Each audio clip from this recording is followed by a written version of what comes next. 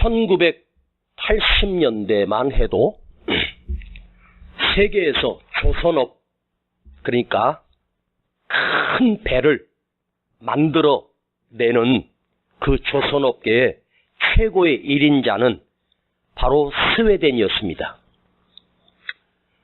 스웨덴과 덴마크가 세계 조선업계의 1위를 달리고 있었습니다. 그러다가 1989년, 80년대 말에 한국과 일본으로 그 조선업이 자연스럽게 한국과 일본으로 치우치기 시작했습니다. 그런데 그 당시에 스웨덴의 대표적이었던 조선업계의 최고 1위가 바로 스웨덴의 말메라고 하는 도시에 있는 그 도시가 세계 최강의 조선업이었습니다. 그런데 이 스웨덴의 경제가 갑자기 극도로 악화되면서 2002년도에, 즉 우리나라에서 월드컵 할 때 말매에 있는 코쿰스라고 하는 조선업계가 문을 닫게 됩니다. 그 코쿰스에는 우리나라에 있는 골리앗 크레인, 엄청난 크레인 있지 않습니까? 그 높이가 무려 80m가 넘는 큰, 그야말로 골리앗 크레인입니다. 그 크레인으로 배를 뜨고 배를 올리고 하는 크레인, 그 밑에서 배를 쪼각내가지고 나중에 붙여서 용접을 하는 거예요. 그리고 배 위에다가, 바다 위에다가 띄우게 됩니다. 그 크레인이 여러분 우리나라 현대중공업에 1달러에 팔렸습니다. 아니 그 크레인이 어떻게 1,000원밖에 안 됩니까? 단돈 일부를 받고 우리 현대중공업이 가서 그 크레인을 해체 작업을 했습니다. 그 순간 말매에 있는 시민들이 눈물을 흘렸고 현대중공업은 기뻐 뛰었습니다. 그 당시 말매 시민의 3만 명 정도가 조선업계에서 일을 하고 있었습니다. 그러니까 3만 명이 하루아침에 실업자가 돼버린 거예요. 그러니 그 가장이 그 조선업에서 일을 하면서 가정을 살렸으니 3만 명의 실업자지만 사실은 그 딸린 가족까지 따지면 최소한도 15만 명 이상이 먹고 살 길이 막막해졌습니다. 그때 스웨덴 정부에서는 과감하게 신재생 에너지 사업을 시작하고 정보기술, 그 다음에 IT, 바이오 기술 등을 신산업 동력에 담고 적극적인 투자를 말매다가 했습니다. 마침내 말매는 그렇게 투자한 지 10여 년 만에 생태도시와 관광도시로, 공업도시로 재발전하는 기회가 되었습니다. 10년 만에 말매가 눈물의 도시에서 터닝 포인트가 된 거예요. 기쁨의 눈물로 바뀌었다는 말입니다. 즉 위기를 맞았는데 그 위기를 적극적으로 대처를 함으로 인해서 말매가 망할 수밖에 없는 도시가 급성장하는 경제도시로, 관광특구로 바뀌게 된 것입니다. 반면 그 당시에 우리나라의 현대중공업과 삼성중공업이 있는 울산과 마산 지역은 대형 조선업이 활발하게 성장하고 있었고, 그 이후에 여러분 현대중공업이 조선업, 배를 만드는 일에는 1위였고 2위가 삼성중공업이었습니다. 그렇게 일거리가 넘쳐났습니다. 그런데 지금은 어떻죠? 여러분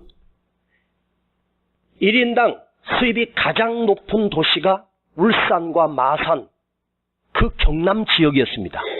그런데요, 지금은 그 조선업이 어디로 넘어갔습니까?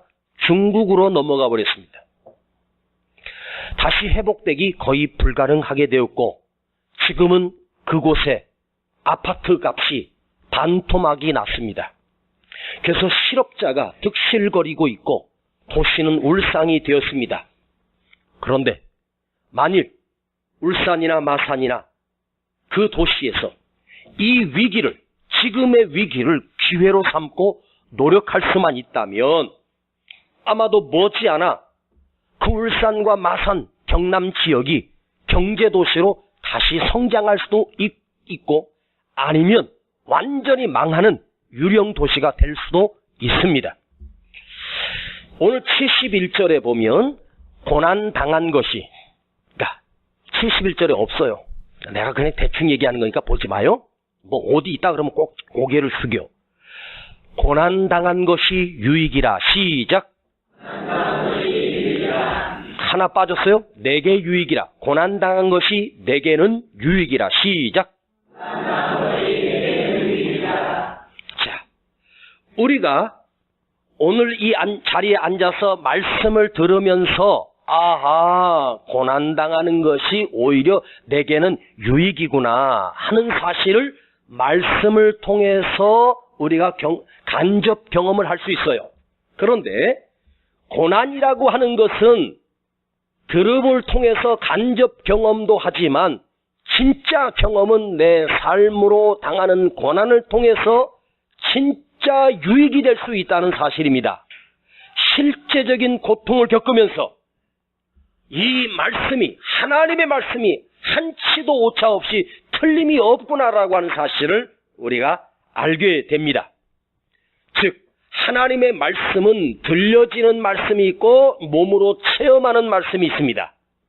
오늘 여러분이 어쩌면 들려지는 말씀보다 몸으로 체험하신 분들도 여기 계실 줄 압니다. 자, 고난이 왔습니다. 고통이 왔습니다. 빨리 끝나는 것만이 능사가 아닙니다. 그 고난을 통해서 내가 바르게 배우고 제대로 습득하고 그것이 진짜 유익이 됨을 몸으로 경험할 때만이 이 말씀이 살아있는 말씀이 될 것입니다. 혹여나 여러분이 힘든 과정 속에서 절망과 슬픔 속에 빠져 있기만 한다면, 그냥 아픔 속에서만 있고 방 안에 웅크리고 앉아 있기만 한다면 그 고통은 내게 유익이 아닙니다. 낭비된 고통이 될 것입니다. 참으로 어리석은 것입니다. 즉 다시 말합니다. 생고생만 하지 말고 이 고난을 통해서 여러분이 하나님이 나에게 주시는 위기가 아닌 기회가 되고 기적을 만들어낼 수 있는 능력이 겸비되기를 축복합니다. 여러분, 하나님이 주시는 길이라고 해서 무조건 탄탄대로만 열리는 것이 아닙니다. 이 고통을 통해서, 이 고난을 통해서 하나님이 우리에게 주시는 길이 반드시 있음을 잊지 않기를 축복합니다. 다윗이 이렇게 고백했습니다. 시편 23편에 내가 사망의 음침한 골짜기로 행할지라도, 내가 사망의 음침한 골짜기로 다닐지라도 해를 두려워하지 않습니다. 해를 두려워하지 않겠나이다 라고 고백했습니다. 해를 두려워하지 않는다라고 하는 말은 영어 성경을 보니까 I will fear no evil, I will fear no evil. evil이라고 하는 말은 악이란 말이에요. 해를 영어 성경에는 악이라고 말했어요. 악을 두려워하지 않는다. 악한 것을 두려워하지 않는다. 악한 세력을 두려워하지 않는다. 고통을 두려워하지 않는다라고 말하지 않고, 고통도 물론이지만 이 고통의 세력 속에 숨겨있는 악한 세력을 두려워하지 않겠습니다. 내게 고통을 주는 악한 세력, 여러분, 고난이 왔을 때 그 고통을 주는 그 뒤에 숨겨있는 악한 사단마귀가 있단 말입니다. 악한 사단마귀에게 내가 지지 않을 것이다. 나를 두렵게 하는 그 실질적인 세력은 어쩌면 악한 세력이 나를 둘러덮습니다. 그런데 여러분, 두려워하지 마십시오. 악한 세력을 물리칠 수 있는 우리에게는 주님이 주신 무기가 있습니다. 그 무기가 뭐냐 하면 예수 이름입니다. 여러분, 예수 이름으로 이 악한 세력은 떠나갈지어다. 내가 명령해야 되고 명령할 수 있습니다. 이 사실은 실로 놀라운 일이 있습니다. 혹여나 여러분 두려운 마음이 있다면 그 일만 보지 말고, 그 현상만 보지 말고 그 뒤에 숨어있는 악한 세력을 향하여 나를 두렵게 하는 악한 세력에게 예수 이름으로 떠나갈지어다. 여러분의 입으로 외칠 수 있어야 됩니다. 자, 한번 여러분 따라합시다. 나를 두렵게 하는 악한 세력은 예수 이름으로 떠나갈지어다. 아멘. 자, 나를 힘들게 하는 사람이 있다고 합시다. 그 사람을 보지 말고 그 사람 뒤에서 숨어서 조종하고 있는 악한 세력, 마귀의 세력이 있습니다. 그 마귀의 세력을 향해서 여러분 단번에 예수 이름으로 명한다. 이 악한 세력은, 이 더러운 세력은 예수 이름으로 떠나갈지어다. 아멘. 우리는 쉽게 고난은 변장된 축복이라고 말합니다. 우리는 그 말씀을 수도 없이 들었지요? 그런데 다른 사람이 고통당할 때 집사님, 권사님, 고난은 목사님이 그러셨잖아요. 변장된 축복이라고 그렇게 말하지 마세요. 남이 당할 때 그렇게 말은 쉽게 하는 게 아니거든요. 실상 내가 당해보면, 실제로 내가 고통을 당해보면 고난은 변장된 축복이라고 내가 생각하면 괜찮지만 누군가가 말해주면 약 올리는 거거든요. 더 힘들거든요. 여러분, 내가 그 고난을 당했을 때 누군가가 그 말 해주면 싫어요. 그런데 나 스스로 그래, 이 고난은 변장된 축복이다. 아멘. 그럼 무엇이 진짜 축복일까? 자, 먼저 하나님의 공식이 있어요. 하나님은 그 고난을 통해서 우리에게 어떤 공식을 적용하시냐면, 따라합시다. 뺄셈 공식. 한 번 더. 뺄셈 공식. 수학에 보면 더하기 빼기가 있죠. 하나님은 먼저 이 고난을 통해서 나에게 빼기를 하시는 거예요. 무엇을 빼는 공식일까? 하나님은 그 고통을 통해서 내가 잘못 살아왔음을, 내가 범죄했음을, 내가 죄를 지었음을 발견하게 하시고 나의 죄를 하나님 앞에 나가 회개할 수 있는 기회, 회개하는 뺄셈 공식을 적용하십니다. 그래서 고난이 아니고서는 자기 잘못을 깨닫기가 쉽지 않습니다. 그래서 고통을 통해서 다른 사람을 바라보고 누구 탓하지 말고 내 안에서 내가 무엇을 잘못했을까를 생각할 수 있는 기회, 그래서 그 기회를 발판으로 하나님 앞에 나가서 회개할 수 있는 축복이 있습니다. 여러분, 회개해야 된다, 내가 잘못된 것을 하나님께 구해야 된다라고 할 때, 여러분, 저는 이렇게 생각해요. 동의하시면 아멘 해봐요. 회개할 수 있는 기회 또한 하나님의 축복이다. 아멘. 여러분, 거룩한 하나님의 뺄셈 공식입니다.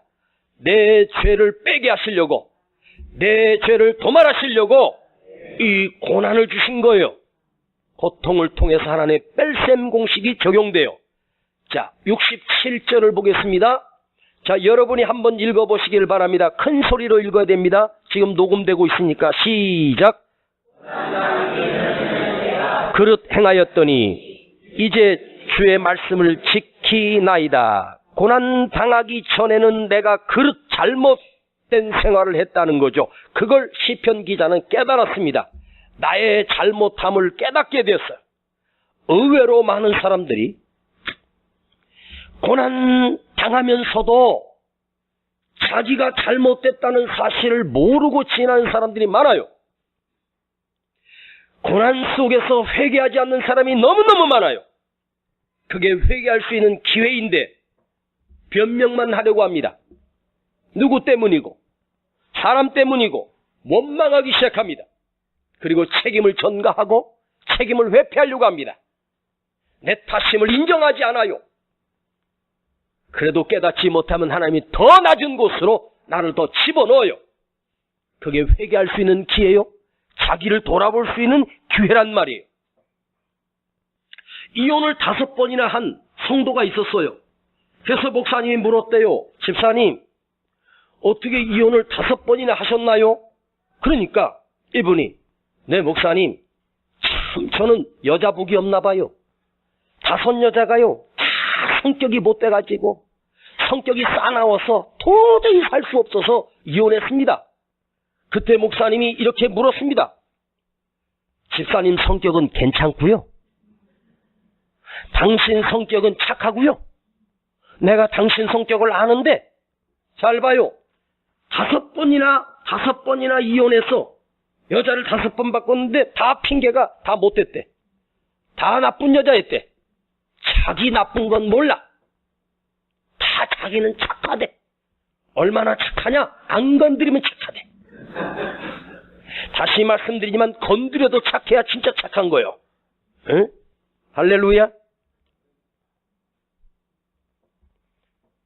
선지자는, 시편 기자는 그의 고통의 원인을 다른 사람에게 찾지 않고 자기 자신에게 있었다고 깨끗하게 인정하고 있습니다. 여러분, 탕자가 아버지 재산을 받아가지고 집을 나갔습니다. 처음에는 그 돈으로 먹고 싶은 것, 입고 싶은 것, 쓰고 싶은 것 아주 방탕하며 살았습니다. 그러다가 보니 그 재산이 하루아침에 다 날아간 거예요.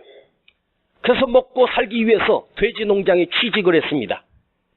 돼지 농장에서 취직을 해가지고 거기서 주인이 나쁜 주인을 만났는지 밥도 안 줍니다. 그래서 돼지들만 먹는 쥐염 열매라고 하는 쓰고 맛없는 열매를 이 탕자는 먹고 살고 있었습니다. 그런데 돼지를 먹여야 되니까 그 열매마저도 모자라요.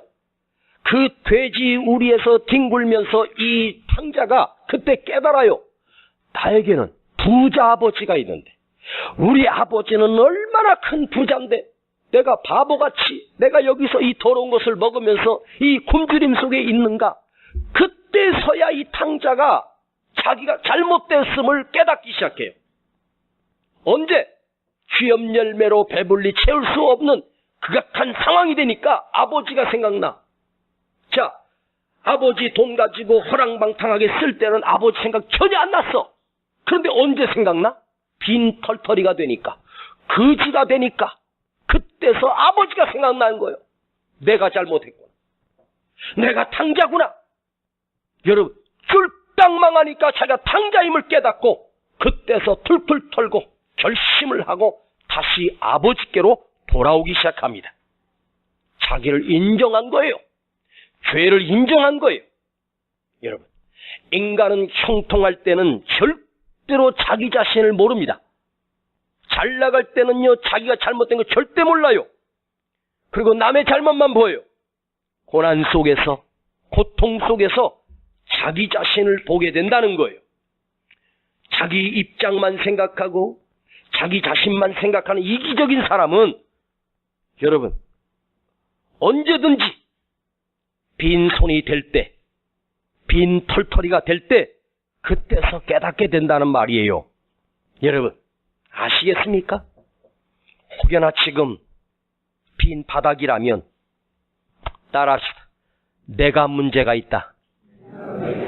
손, 내가 문제가 있다. 나에게 문제가 있다. 한 번 더, 내가 죽일 놈이다. 여자들은 놈이라고 하면 안 돼. 시작.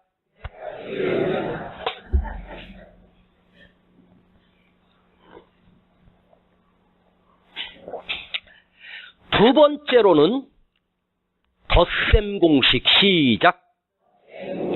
이걸 하나님의 더하기 공식이 있습니다. 덧셈 공식을 통해서 하나님의 축복과 놀라운 지혜를 얻게 됩니다. 하나님은 고난을 통해서 우리에게 뭘 하시냐? 더하기를 하십니다. 축복하신단 말이에요. 덧셈 공식. 고통을 통해서 유익을 주시며 놀라운 지혜를 부어주십니다. 여러분은 내 새끼, 내 자식, 내 아들, 내 딸만큼은 좋은 환경에서 넉넉하게 좋은 과정으로 잘 키우고 싶지 않습니까? 그게 부모의 마음입니다. 그런데 그렇게 키우는 것이 정말 맞을까? 자, 여러분 이 뉴스 아십니까?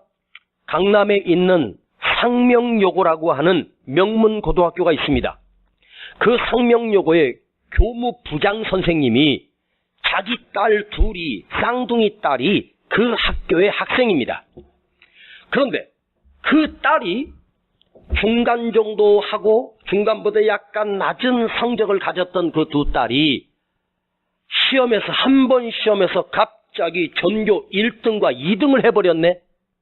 그렇죠? 이 뉴스 아십니까? 중간도 못하고 중간이나 들까 말까 했던 성적이 하루아침에 전교 1, 2등을 자기 두 딸이 차지했습니다. 그래서 지금 수사를 하고 있습니다. 누가 봐도 딱 봐도 이건 문제가 있는 거죠. 그럴 일은 절대로 없어요. 죽은 나사로 살아오는 게 더 빨라. 진짜예요. 시험 유출의 흔적들이 수사에서 밝혀지기 시작합니다. 그런데 수사를 하다 보니 교무부장에게는 각 과목의 선생님들이 시험 문제를 가지고 오면 답안지와 그 문제가 자기 책상에 올라와 결제를 해야만 그게 시험지가 될 수 있는 거예요. 자, 교무부장 선생님이 얼마든지 마음만 먹으면 내 딸 그 학년의 시험 문제를 얼마든지 유출시킬 수 있어요. 쉽게 말하면 시험 문제는 놔두더라도 정답만 카메라로 착착착착 찍어가지고 딸에게 전송시켜서 이게 이번 니들 학기말 시험에 정답이다. 정답만 외워. 그럼 정답만 알면 공부 아무리 못해도 그 문제의 답이 어떤 거 알게 되죠? 그런데 두 딸이 틀린 문제가 똑같은 문제가 틀렸는데 틀린 정답도 똑같아. 신기하죠? 그래서 컨닝한 것이 분명합니다. 자, 그 아버지가 내 딸의 내신을 올리기 위해서 시험을 유출해가지고 자기 딸의 둘에게만 알려줬습니다. 그래서 전교 1등을 해봤습니다. 전교 2등까지 했습니다. 그래서 내신을 올려서 좋은 대학을 갈 수 있는 유리한 발판을 마련했다고 칩시다. 그게 밝혀지지 않았다고 칩시다. 그러면 이 자식들이 대학을 가고 사회에 나와서 어떤 일을 한다 해도 이 자식들을 잘 키운 걸까요? 응? 그 자식들은 어떤 생각, 얼마든지 편법을 써서 반칙을 해서라도 성공하는 것이 바른 길이라고 생각한다는 거죠. 그건 진짜 부모가 아니지 않습니까? 정정당당하게 내 실력껏 해서 안 되면 그것도 안 되는 거예요. 그걸 알려줘야 되는데 반칙을 해서 전교 1등을 만들었다면, 그런데 아마 이번 주부터 그 학교가 학기말 시험이 시작된다 그러네요. 이번 시험 보면 나오지. 다시 중간으로 떨어질 텐데. 안 그렇겠습니까? 그러면 그 수사한다고 상처를 입어가지고 공부를 안 해서 그렇다고 핑계댈 수 있을까요? 여러분 보세요. 중간 성적이 하루아침에 전교 1등이 되는 건 불가능해요. 보통 중학교 2학년 때 성적이 고등학교 졸업할 때까지 거의 99%는 그 성적대로 거의 갑니다. 거기서 약간의 변동이 있을 뿐이지 하루아침에 성적이 향상되는 일은 거의 있을 수가 없어요. 그런데 딱 한 번 이런 경우 예외는 있습니다. 중간 성적이 보통인 학생이 갑자기 상위권이 되는 일은 어쩌다 있긴 한데, 가령 집안의 아버지가 사업을 하다가 쫄딱 망했어. 그야말로 가족이 흩어지게 될 정도, 아니면 아버지가 갑자기 돌아가셔서 생활이 안 되는 가족, 충격적인 사건을 받았던 그 부모의 자식일 경우에 그 사건을 통해서 이 아이가 그 충격을 받고 결심을 하고 열심히 공부를 하든지 다 내려놓든지 해서 둘 중에 하나입니다. 완전히 바닥으로 떨어지든지 성적이 조금 향상되든지. 그렇다고 갑자기 이렇게 상상되는 일은 거의 없습니다. 자, 저는 중학교 2학년 말에 제 부끄러운 얘기를 하겠습니다. 제 성적은 중간 정도였습니다. 반에서 중간 정도 했습니다. 저희 반 66명 중에 제가 몇 등 정도 했냐면 한 25등 정도? 잘하면 16등까지 올라간 적도 있었지만 그렇게 공부를 잘하지 못했습니다. 그런데 제가 중학교 2학년 때 저희 어머니가 그 고아원 원장 앞에 끌려가서 뺨을 맞는 것을 담 뒤에서 제가 목격한 적이 있었습니다. 내 엄마가 다른 사람에게 뺨을 맞고 구박을 받고 그 앞에서 고개를 숙이고 잘못했습니다. 잘못했습니다. 그걸 보는데 나는 눈이 뒤집어졌습니다. 여러분, 내 어머니가 다른 사람 앞에 가서 뺨을 맞고 있고 그 앞에서 머리를 뜯기고 있고 손을 빌면서 잘못했다고 그걸 보는데 제 안에 피가 거꾸로 솟구치는 충격을 받았습니다. 달려나가서 네가 뭔데 우리 엄마를 그러고 싶은데 나는 그럴 힘이 없었습니다. 담 뒤에서 그 광경을 보고 제가 얼마나 많이 울었는지 그야말로 엉엉 울면서 제가 결심을 했습니다. 이 망가진 우리 가정 내가 장남으로서 내가 우리 가정을 다시 잘 사는 가정으로 내가 살려야 된다. 그 당시에는 공부를 잘해서 성공하는 방법밖에 없었습니다. 그때부터 정신을 차렸습니다. 학교 가서 싸움질만 했던 제가 늦게지만 정신을 차리고 공부하기 시작했고 그 당시에 과목에 학습서가 완전정복이라고 하는 학습서가 있었습니다. 혹시 여러분 아시는 분들 계실 것입니다. 형에게 가서 모르는 건 물어보고 그때 저에게 공부를 가르쳐줬던 선생님이 한 분 계셨는데 바로 구성애, 아이들 성을 가르치는 아우성이라고 하는 구성애 씨 아십니까? 연세대 간호학과 나왔던 구성애 씨. 그 누나가 공부를 참 잘했습니다. 그래서 구성애 누나한테 찾아가서 제가 영어를 다시 배웠고 수학을 다시 배웠고 과학을 다시 배웠습니다. 워낙 공부를 안 했으니까 기초가 없는데 그걸 다 가르쳐줬어요. 그 누나가. 그래서 문제를 내주면 또 열심히 숙제를 하고 학교 갔다 와서 그렇게 내가 그 누나에게 나 좀 가르쳐달라고. 그래서 그 누나에게 2달 정도를 배운 적이 기억이 나요. 그때 공부에 눈을 뜨기 시작했고 정말 열심히 했습니다. 하루 2시간, 3시간 자면서 공부를 했습니다. 그 다음 학기에 시험을 봤는데 중간 정도 했던 제가 10등까지 올라왔습니다. 그 다음에 했던데 반에서 5등까지 올라왔습니다. 그 다음에 졸업할 때 반에서 1등을 했고 전교에서 제가 3등을 했습니다. 이 정도 되면 박수를 한번 쳐줘야 되는데 제가 강단에 서서 거짓말 할 리가 없지 않습니까? 진짜입니다. 그래서 저는 성적이 갑자기 올라가니까 선생님이 저를 불러서 나를 컨닝한 것을 확인하기 위해서 제 시험을 본 적도 있었습니다. 너는 컨닝했지. 네가 상국이 거 컨닝했지. 네 짝이니까. 걔가 전교 1등 하는 애였거든요. 그때 컨닝 못하게 책상과 책상 사이에 가방을 올려놓고 시험을 보지 않습니까? 그 컨닝했다고 의심을 받는 거예요. 반에서 중간 정도 하던 놈이 갑자기 반에서 1등 하니까 선생님 이상한 거예요. 그래서 저는 하루 공부를 못하고 수업을 못 들어가고 교무실에서 그 시험지 가지고 제 시험을 봤습니다. 그때 선생님에게 말씀드렸습니다. 선생님, 저를 의심하시면 제 시험을 보는 이걸 성적으로 인정해 주십시오. 아무도 없고 선생님이 지켜보는 앞에서 시험을 다시 봤으니까 이 시험 성적으로 제 이번 학기 말 성적으로 해 주십시오. 그랬더니 알았다고 했는데 약속을 지키지 않았습니다. 다시 시험 본 그 시험은 제 기억으로는 전 과목에서 하나 틀리고 올 만점을 맞았습니다. 그때서 의심을 풀어주셨습니다. 그때 제가 결심하고 정말로 열심히 공부했던 기억이 나요. 그 충격이 나로 하여금 정신을 차리게 했고 공부하게 만들었습니다. 그리고 죽을 만큼 공부했습니다. 머리가 터질 정도로 공부했습니다. 죽을 만큼 공부했더니 안 죽더라고요. 어느 학원에 이런 캐치프레이즈가 걸려있더라고요. 죽을 만큼 공부하면 절대로 안 죽는다.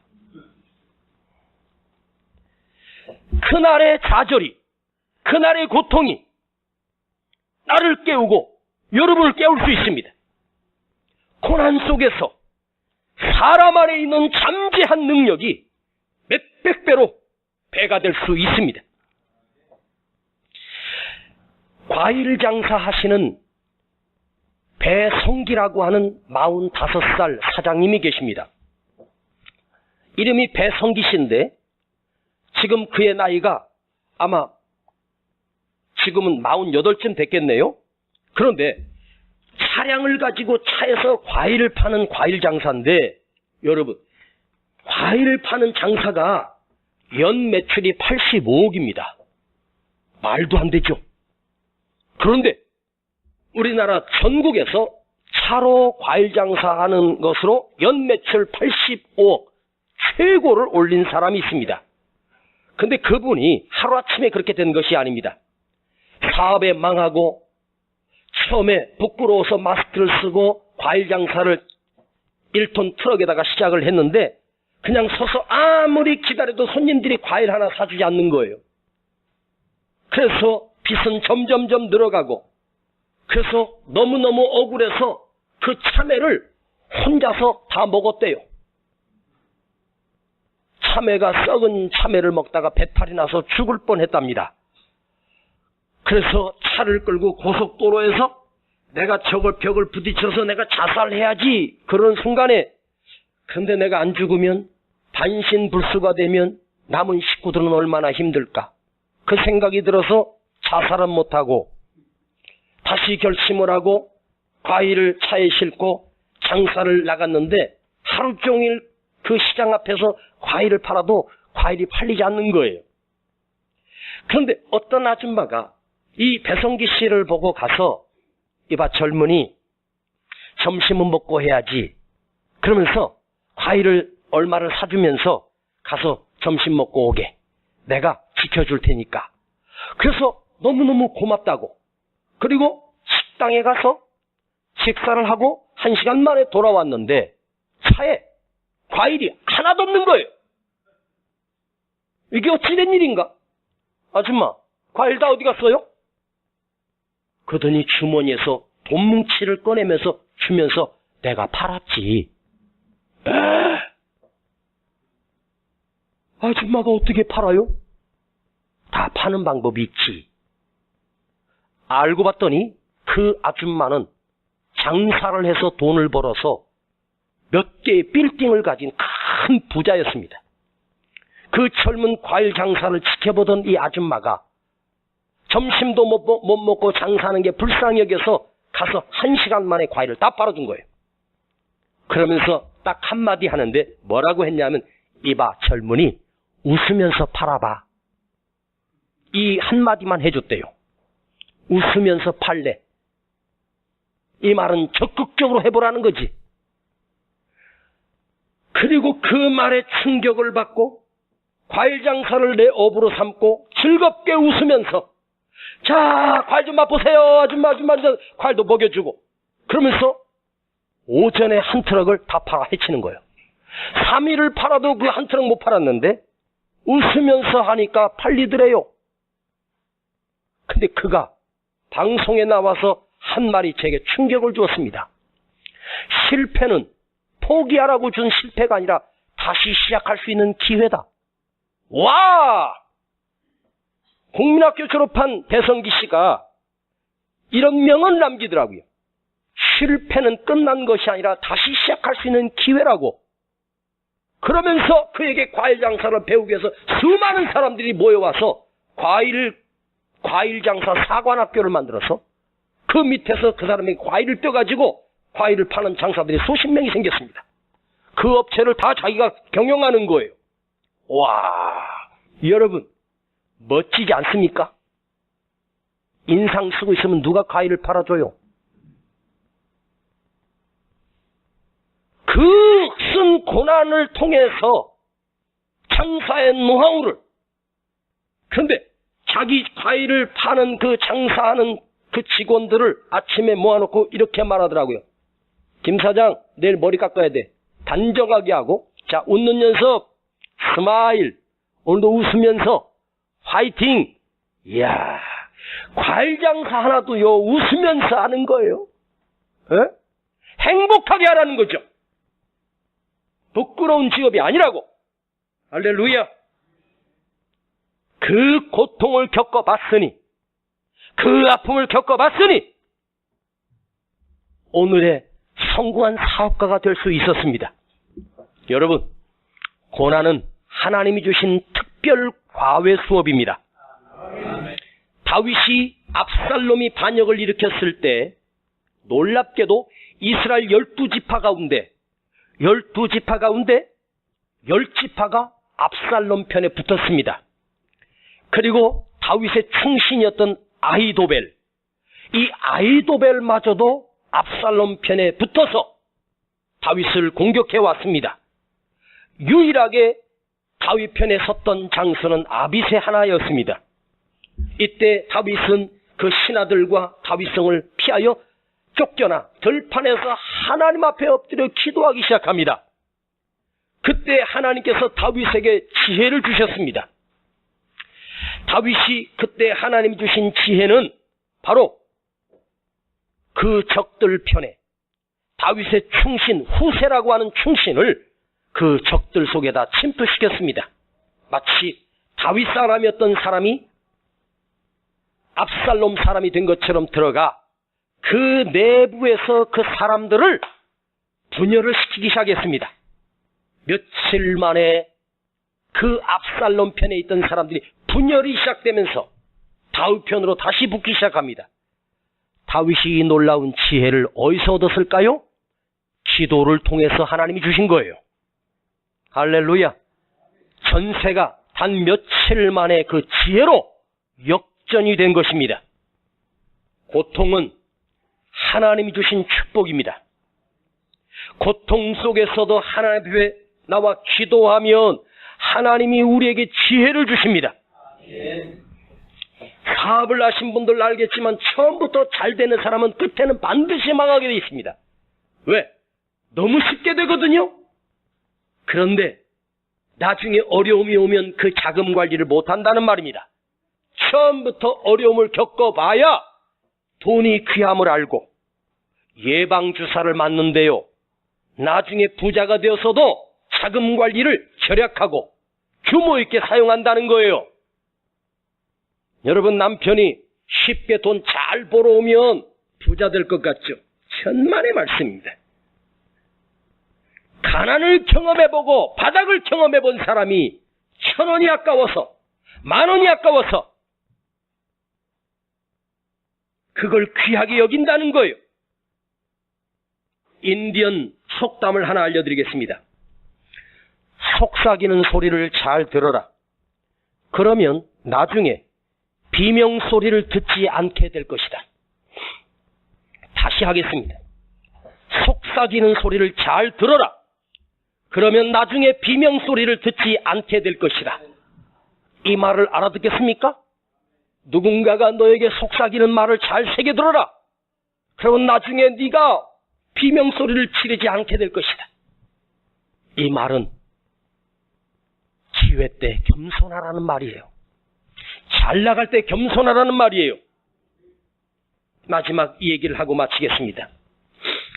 상담 전문가인 데이빗 시멘즈라고 하는 목사님이 계셨습니다. 그가 첫 아들을 낳았을 때 3살쯤 됐는데도 걷지를 못한 거예요. 그래서 그 목사님은 그 자식을 데리고 병원 정형외과를 데리고 왔습니다. 다리가 휘었습니다. 구부러진 거예요. 삐뚤게 태어났습니다. 정상적으로 걸을 수가 힘들다는 의사의 소견을 받아들게 됩니다. 실망할 때 의사가 한 가지 방법은 있습니다. 무엇입니까? 매일매일 아침 저녁으로 30분씩 둥근 병을 가지고 이 아이의 발을 잡고 그 휘어진 부분을 병으로 밀어주라는 거예요. 마사지를 해주라는 거예요. 그것도 강한 힘으로 매일같이 해야 됩니다.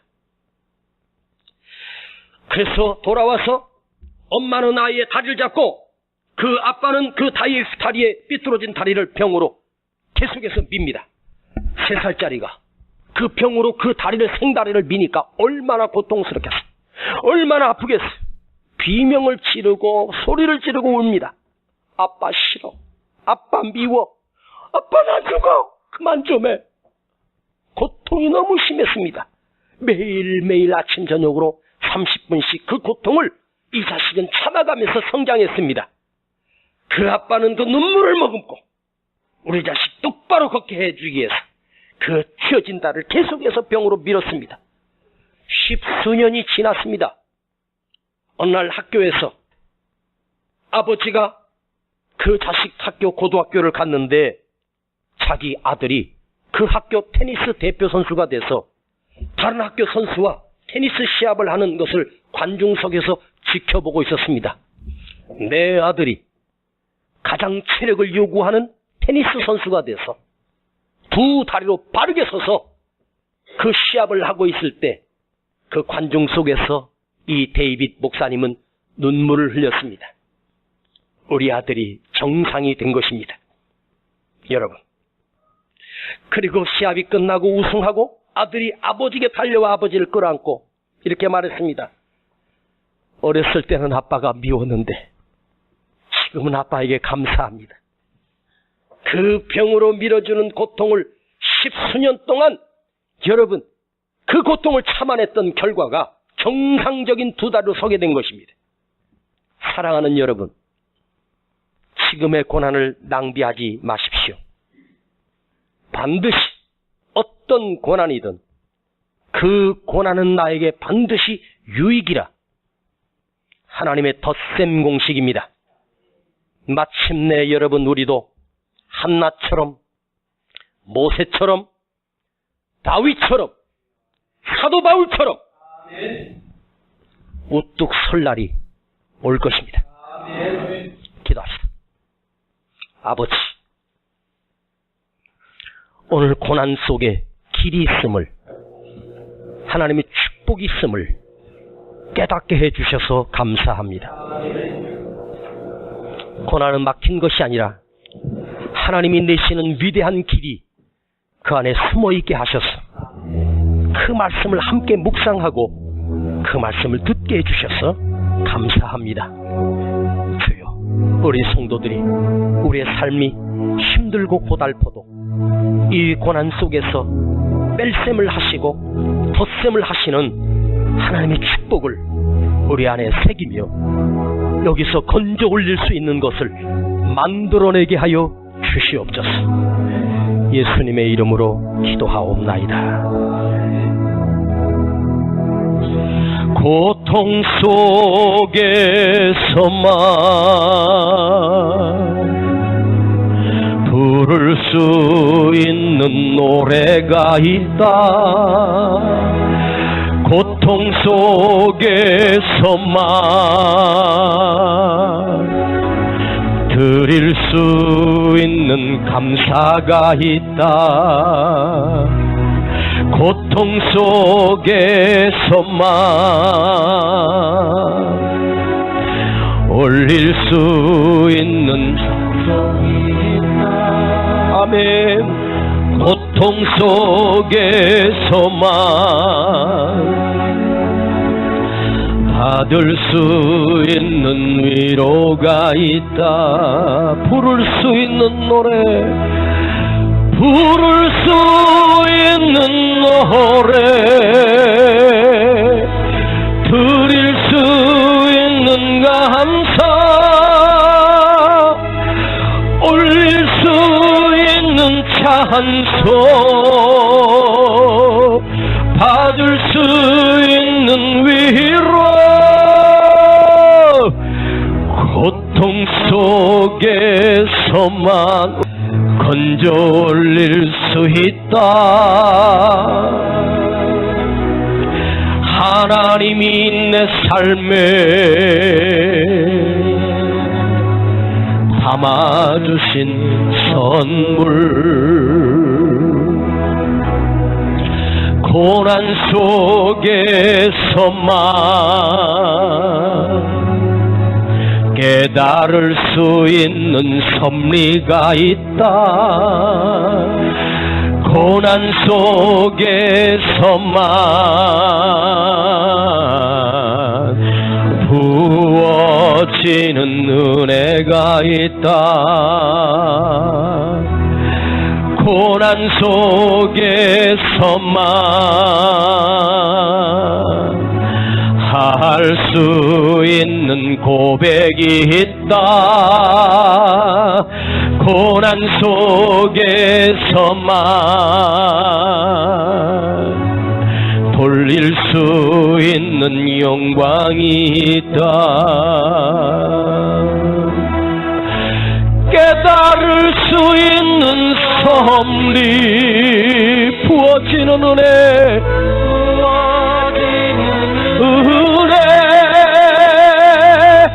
할 수 있는 고백 돌릴 수 있는 영광 고통 속에서만 건져 올릴 수 있다. 하나님이 내 삶에 담아주신 선물 우리 다 같이 일어나십시다. 부를 수 있는 노래 드릴 수 있는 감사 올릴 수 있는 찬송 받을 수 있는 위로 고통 속에서만 건져 올릴 수 있다. 하나님이 내 삶에 담아주신 축복